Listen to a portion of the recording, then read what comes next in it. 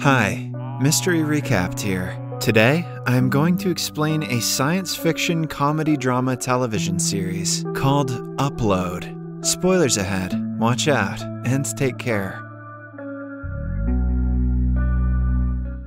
In the year 2033, the world has become entirely digitalized. The most outrageous invention is the virtual afterlife. It is a place where people can stay after their death and enjoy all the materialistic things that they couldn't have when they were alive. When a person dies, his body is frozen and his consciousness is uploaded to the afterlife of his choice. He basically becomes like a character in a video game, but with consciousness and memories. This way, one can live for eternity, talk to their friends and family who are still alive, and even meet them once they die and are brought to the digital heaven. This process of joining the virtual afterlife is called Upload. It is managed by a large corporation that employs thousands of programmers to make the afterlife as realistic as possible. One of such employees is 25-year-old Nora. Her job is to guide new uploads through heaven and help them settle in. She talks to them via a program and can meet them as her virtual self. Nora dreads her job, but continues working because it will give her an employee discount if she ever wishes to be uploaded after her death. Then, we are introduced to a 27-year-old computer engineer, Nathan. He is driving his automatic car to a family dinner.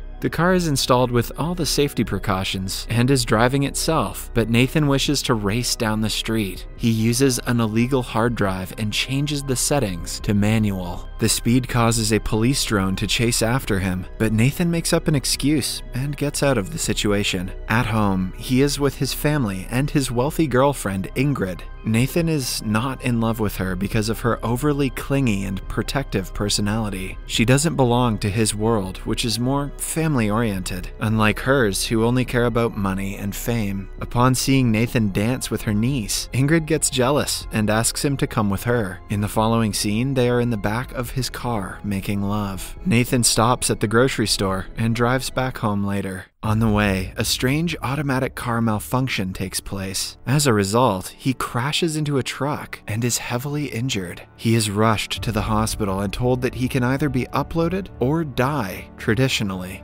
Ingrid arrives with a contract for his upload, even though Nathan doesn't want to spend the entirety with her. In a moment of panic, he signs the contract under Ingrid's family upload plan and is officially registered. Following this, he is kept on an inclined chair and decapitated. The next thing Nathan hears is Nora's voice. She has been assigned as his guide. Nora asks him a series of questions to ensure his senses are fine. She also creates his avatar and gives him a slight hair lift. Then, Nathan finally comes to his senses and finds himself in a lavish room that will be his for the rest of eternity. Nora tells him he is in the Lakeview Afterlife, one of the most popular packages that their company offers. Everything in this afterlife is designed to match his preferences. For instance, the building near the hotel is a bowling alley for him, but it is a church for someone else. He can meet new people and make friends until his family members die in the real world. The change is too sudden for Nathan. When he starts crying, Nora calms him down, telling him that everything will be better tomorrow. She makes him go to sleep and continues working with someone else. The next morning, Nathan wakes up and finds out that in-app purchases require money. He cannot pay through his own account because he is here on Ingrid's family upload plan. This is when he realizes that she has the power to do anything she wants with him and can even delete him. Through his balcony, Nathan can see the full view of the lake. He can even change the seasons as per his wish. After taking in the view, he meets Ingrid's grandmother, who is black and white because the reference for her avatar was taken from an old picture. He also calls Ingrid and sees that she is at a party enjoying herself. This only makes Nathan miss his former self. Before ending the call, she says that he cannot run away from her now. The comment makes Nathan feel strange, but he dismisses the feeling.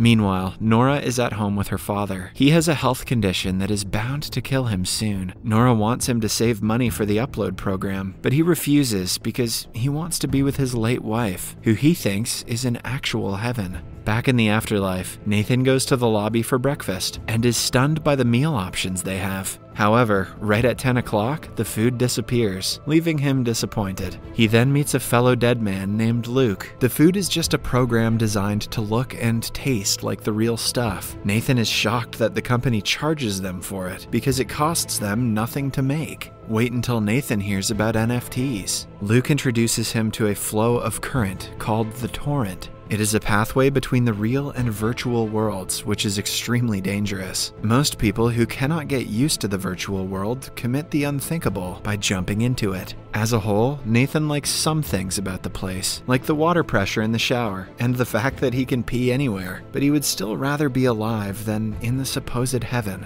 A man informs him that there are thousands of people in the resort right now, but as per the program, they can only see a common number. This causes some glitches which mess with Nathan's head. Everywhere he goes, he is addressed as Mr. Brown, and every staff member knows him. His hair is also too spiky for his liking, which makes him lose his mind. Soon, Nathan becomes frantic and thinks of ending it all. He is making his way to the torrent when Nora arrives and stops him. She explains that the new world might seem unnatural at first, but it is like any other man-made thing when he gets used to it. She asks him to give it a day or two, and he agrees. Nora even tells him her real name because he had been addressing her as an angel until now. A while later, Nora gets off work. When she is not around, her computer deletes files from Nathan's memories on its own. At home, she meets her date on an app called The Nightly. They place cameras on each other's chests and say that they consent before making love. It turns out that placing the camera before sex is a compulsory protocol in today's world. They can even rate each other on the app afterwards.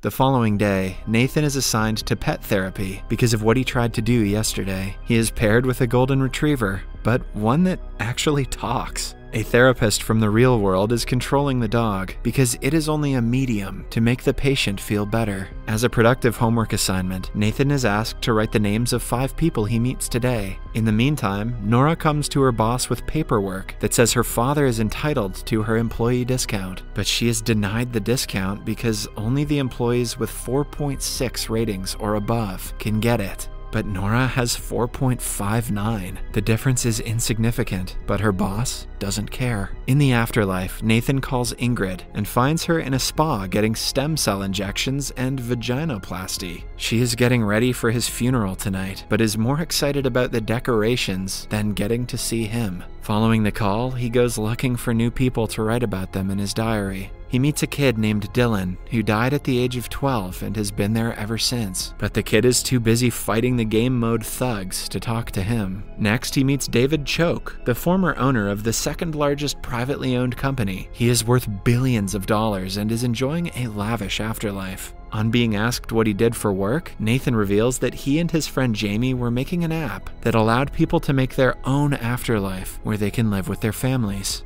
That way, they wouldn't have to pay a hefty sum to the current owners of Lakeview for a bunch of unnecessary programs. After listening to this, David casually says that Nathan was murdered. Since he was about to make a $6 billion company go bankrupt, he was probably murdered by the owners. Nathan refuses to believe him and walks away. Back on the Earth, Nathan's cousin detective, Fran, is asked by Nathan's family to investigate his death. She finds Nathan's car in a junkyard which is still functioning. The car refuses to acknowledge that it is damaged, which means that it has been tampered with. Fran makes a note of this and continues the investigation. In the next scene, Nathan is with Nora, telling her that he cannot remember some parts of his life, like the name of the app he was developing. This reminds Nora of the time she found a chunk of his memory files missing. She promises to look into it, but gets busy with other clients. Nora desperately needs a 5-star rating to get her success rate up, but Dylan gives her only 3. Similarly, she gets no luck in impressing the clients that day. Nathan notices this and gives her several 5 stars. She tells him everything that is bothering her and feels a lot lighter afterward. Without them knowing, the two are developing feelings for each other.